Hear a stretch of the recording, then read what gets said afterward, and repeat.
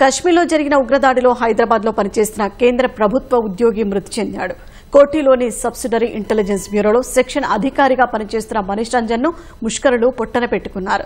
Tour అలవెన్స్లో భాగంగా 3 రోజుల క్రితం భార్య పిల్లలతో కలిసి జమ్మూ కశ్మీర్లోని పహల్గాం వెళ్లారు. భార్య 2 పిల్లల ముందే రంజన్ను ఉగ్రవాదులు కాల్చి చంపినట్లు తెలుస్తోంది.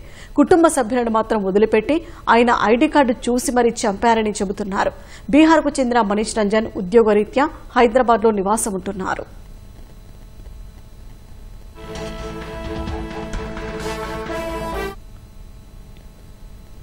రంజన్ నివాసం నుంచి మరిన్ని వివరాలు మా ప్రతినిధి శ్రీనివాస్ ప్రత్యక్ష ప్రసారం ద్వారా అందిస్తారు.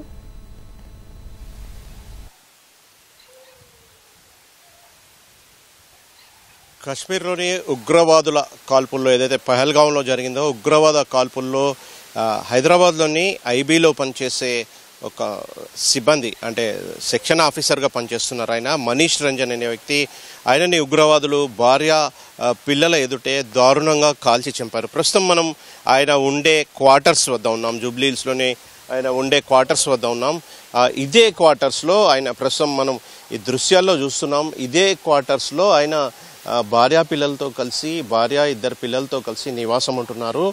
2022లో ఆయన బీహార్ నుంచి బదిలీ అయి హైదరాబాద్కు వచ్చారు. అప్పటి నుంచి కూడా ఇదే క్వార్టర్స్లో ఉంటున్నారు. అయితే ఆయన గత 4 రోజుల కిందట సెలవులు మంజూరు కావడంతో ఆయన ఇక్కడి నుంచి భార్య పిల్లలతో కలిసి కాశ్మీర్లోని పహల్గాంకు వెళ్ళారు. అక్కడ పర్యాటక ప్రాంతాల్లో పర్యటించడానికి వెళ్ళిన పరిస్థితి. అయితే గత 4 రోజుల క్రితం వెళ్ళిన ఆయన ఏదైతే పహల్గాంలో పర్యటిస్తుండగా ఈ ఘటన చోటు చేసుకుంది.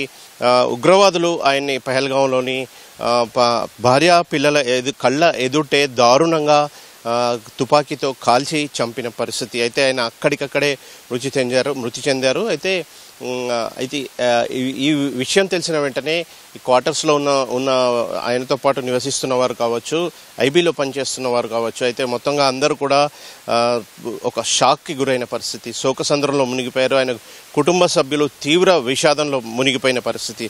అయితే ప్రస్తుతం ఆయన మృతదేహానికి అక్కడే పోస్ట్మార్టం నిర్వహిస్తున్నట్టు సమాచారం.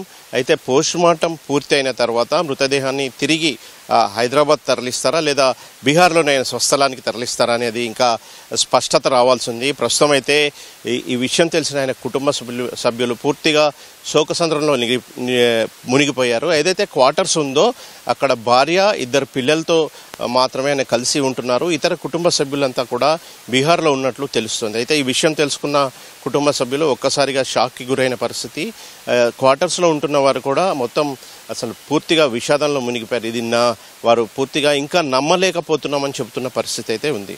ప్రస్తుతం ఇదే జూబ్లీహిల్స్లోని మనీష్ రంజన్ ఇంటి వద్ద తాజా పరిస్థితి. Over to you.